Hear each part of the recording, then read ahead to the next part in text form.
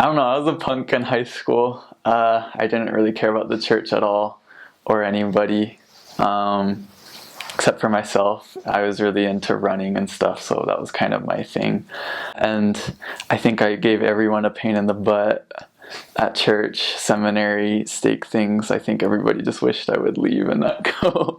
But I mean, I kind of felt the same way. I didn't really want to be there. But around when I was like 17 years old, I got a stress fracture in my hip. And then at the same time, my grandpa was diagnosed with pancreatic cancer. And I don't know, I just felt like my whole world was kind of crumbling down on me. And I didn't really pray or read scriptures, even though I probably definitely should have. But I remember one time like getting on my knees and just praying and be like, why the heck is this happening to me? Like, forget all of this. This is so dumb. And just like really like upset and kind of blaming God. And I mean, just like how all trials work, it didn't really like stop right there. Like it just kept going, and it felt like it was just this endless thing, because it's like I just couldn't run. Like I kept taking time off and feeling like I was ready to start again. And at that time, like when I felt like I was ready to start again, it was all my problems weren't really there again. Like I wasn't really mad at God anymore. And then I would try and start running again, and then the same problems would come up.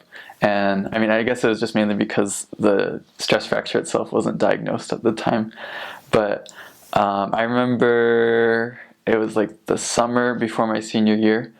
There was a girl that I liked, and she kind of had high standards. And I knew that if I really wanted to, even be considered like her friend, let alone a guy that she might want to date, I had to be a little bit more spiritually outstanding. So I read the Book of Mormon, and, just like how it says, it really did change my life and my attitude and perspective on life. I was happy again. Even though my hip was still messed up, it didn't really matter to me, because I was like happy in another way.